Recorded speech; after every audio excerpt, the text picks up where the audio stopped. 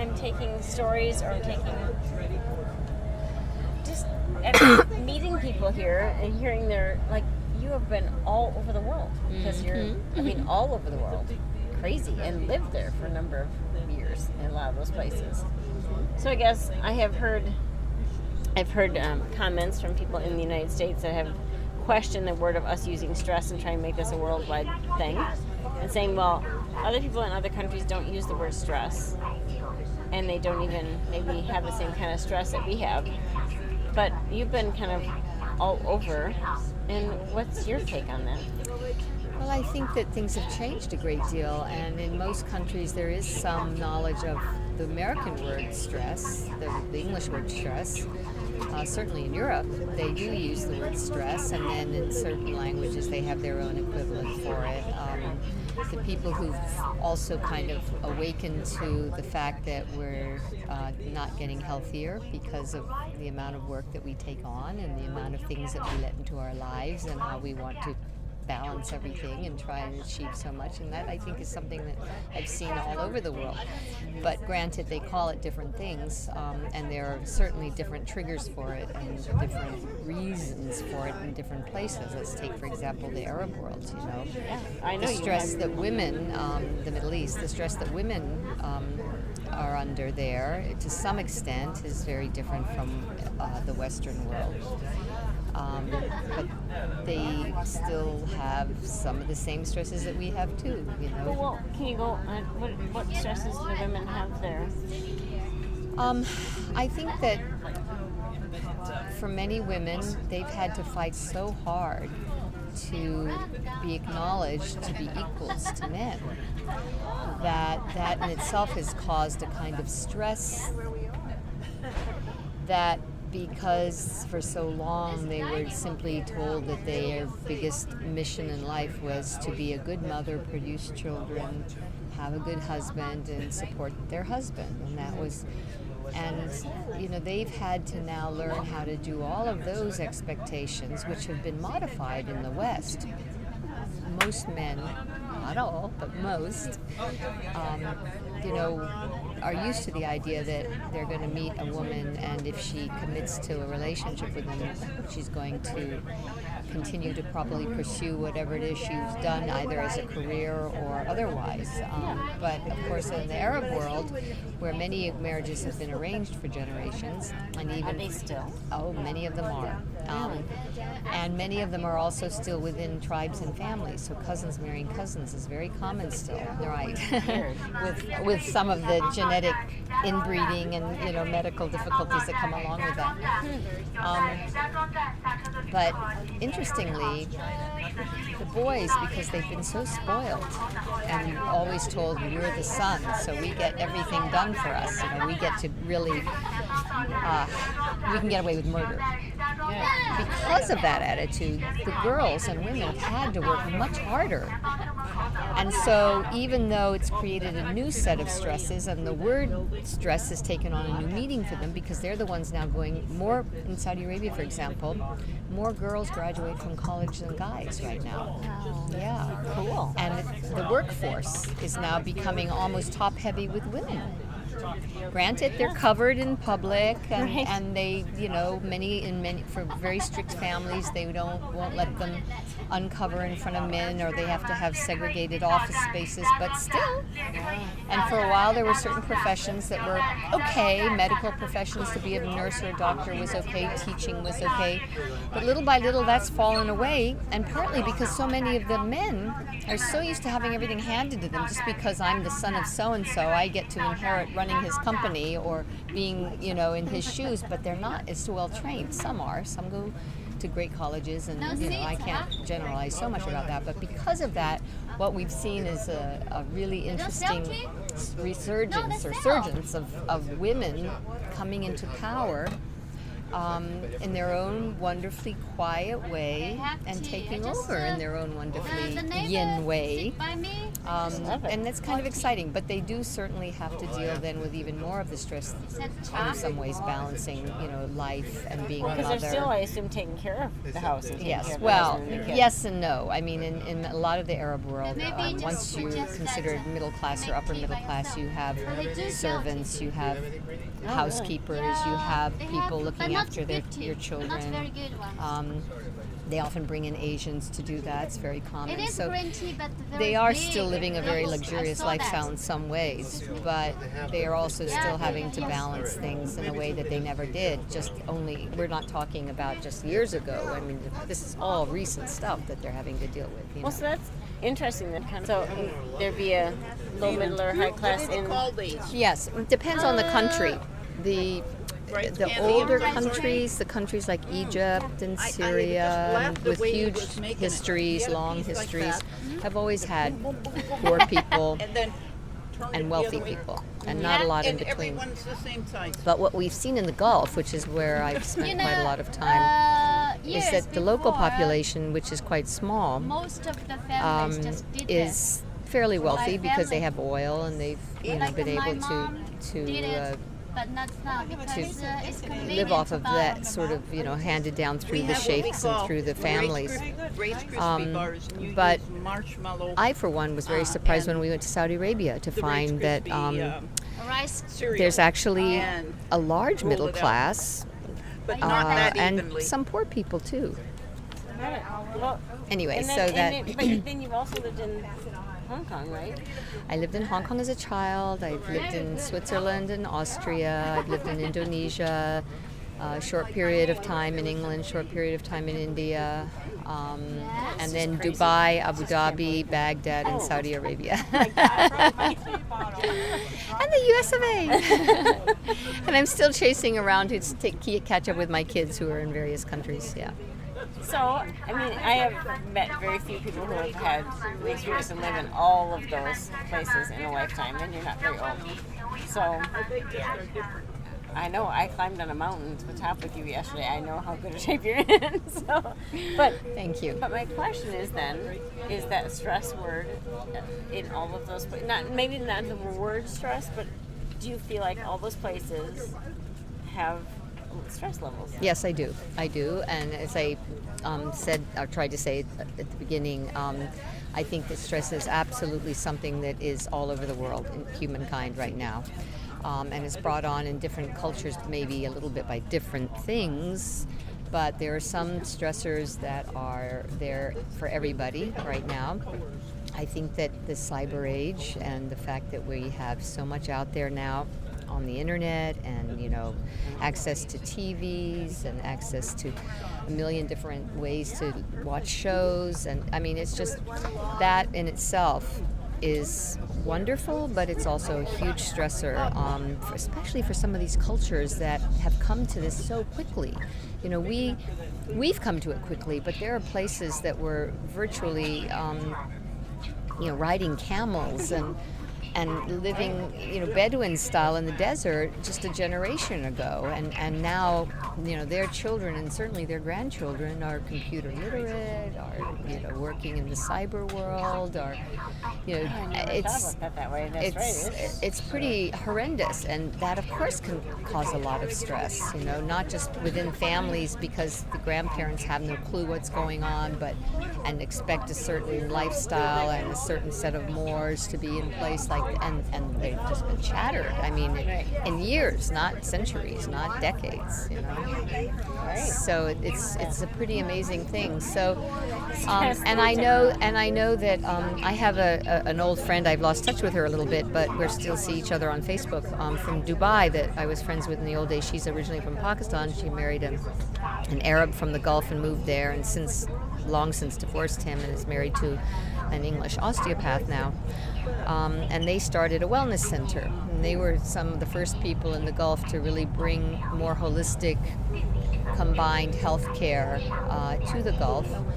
And it took off really well because even though they're still behind us in many aspects. They trust Western medicine. That's where everything's at right now. They also still believe very much in what they knew from their grandparents, right? Which was much more natural, herbal-based type things. So it really started to catch on really quickly with a lot of the people there, probably in many ways more so than in our, big cities and corporate world. So it was kind of interesting in that way. Yeah. And then, and all the big cities, all the issues with pollution, that there are many places that I've lived that are way far behind where we are. And behind where China is, from what I've seen in managing stuff like that. The smoking and the dirtiness and some of the... I mean, and anybody who's traveled to Europe in the last few years knows that even though it's going down from where it was, they still smoke a lot there. And they're much more into fresh foods, and they never have gotten as far away. They never got into the whole processed food idea the way we did. So in that way, I think they always were more tied into more healthful living. But there's been so many changes now, and now that both, of course, women are in the workforce and still struggling to get acknowledgement and rights and pay equal to men, and that's the same thing that women in this country have been having to deal with, and it's the same in Europe. In some countries it's even much worse, like Japan. Look at with the women there. I mean, their stress levels are huge from what I've heard. I think it's a really universal thing that is just come along with the fact that we're modernizing and we're trying to make our lives easier, but in the long run we're also making them more difficult, which causes stress. So, but I do think people are searching out for what we're offering. Like they absolutely, yes, qigong, the natural options, because people don't want the drugs. They don't want to choose the Western method. Right. And I think that I just came from 9 days in Qatar with my daughter, and Qatar was an interesting place for me to go. I'd never been there before, even though it's one of the Gulf countries. It's the most conservative of the Gulf countries. Not as conservative as Saudi Arabia, but much more than Dubai and Abu Dhabi in its approach to Islam. And you do see a lot of young women covered up, and more like in Saudi. And but I was really interested to see that, even though they have, a lot of very fancy, like in all the Gulf, beautiful hotels with Western restaurants where you can get alcohol and you can get all kinds of, Western international food, many of the people there from all over really prefer to go to a lot of the smaller ethnic restaurants, a lot of Indian and Afghani, and because they feel that the food is so fresh there, or they just want to be, have the option to not only be in the glitziest place, So that was kind of nice to see. But I think that, as an inroad to bringing healthy living and knowledge of what makes us whole people, the knowledge of stress being there really is there, and it's a fabulously right time anywhere in the world to be going in and talking about options for helping people handle that. I know they are. Yes, I agree with you. Absolutely. Because they know you're stressed, or whatever they call it. Yes. What it is for stress. Yes, and many people, even the ones who don't understand the word stress, when you explain it to them in their own language, are like, oh yeah, I know what that is. I feel that. Right. Yeah, for sure.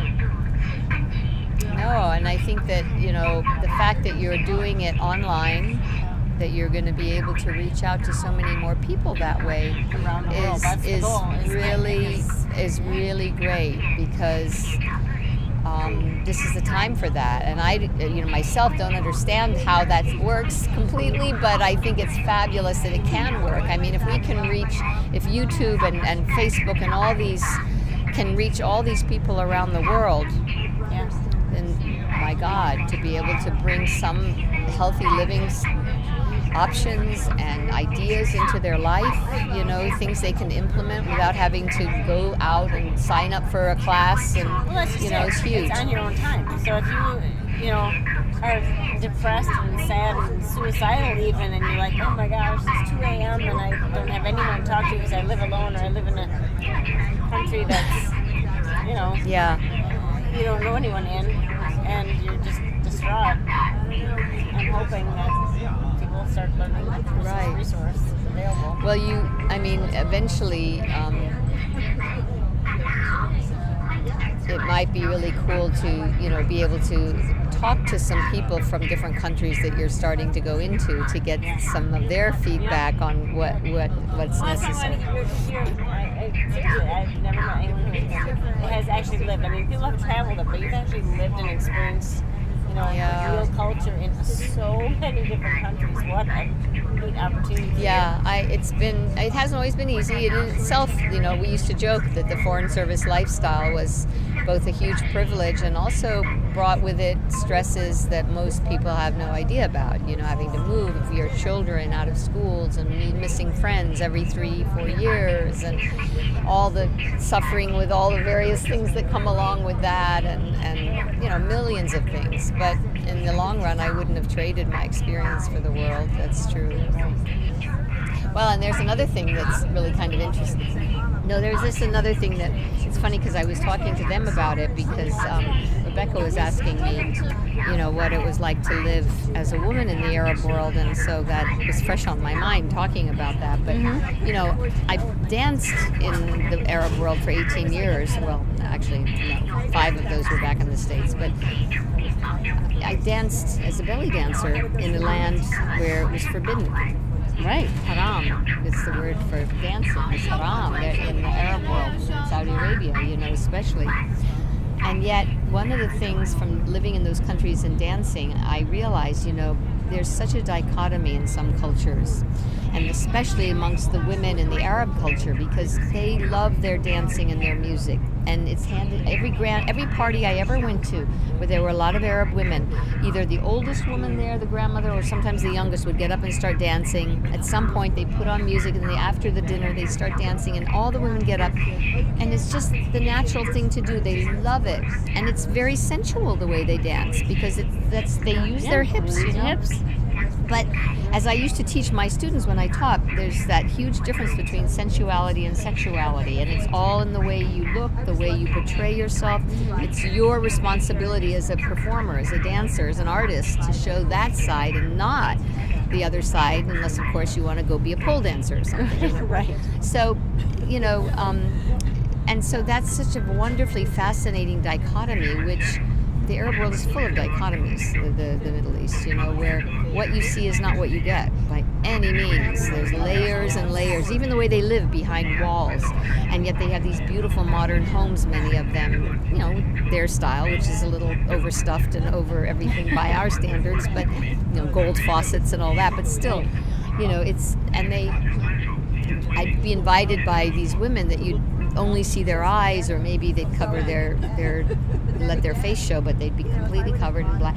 And then you go there and they're wearing beautiful, sexy Western clothes, and they're completely natural behind closed doors. But the minute a strange man comes in, covered up again. And the dance and the music, it's all the same. They just all and I was lucky because having a diplomatic passport, the religious police couldn't arrest me for being a dancer. See, dancers would come in and we'd get paid to dance at parties on compounds, which is how most of the people lived there. But when word got out after about a year of being there that there was an American diplomatic belly dancer there, I got so many bookings. I could have danced every night if I wanted to. It was because it was like, oh, they can't arrest her. I mean, they could have arrested me, and I did once almost get arrested, but they couldn't have kept me, knowing I was a diplomat. So that made it really much better for a lot of it. It was really funny. Easy. Wow. Yeah. That's a story. I love it. Thank you. You're welcome. Thank you.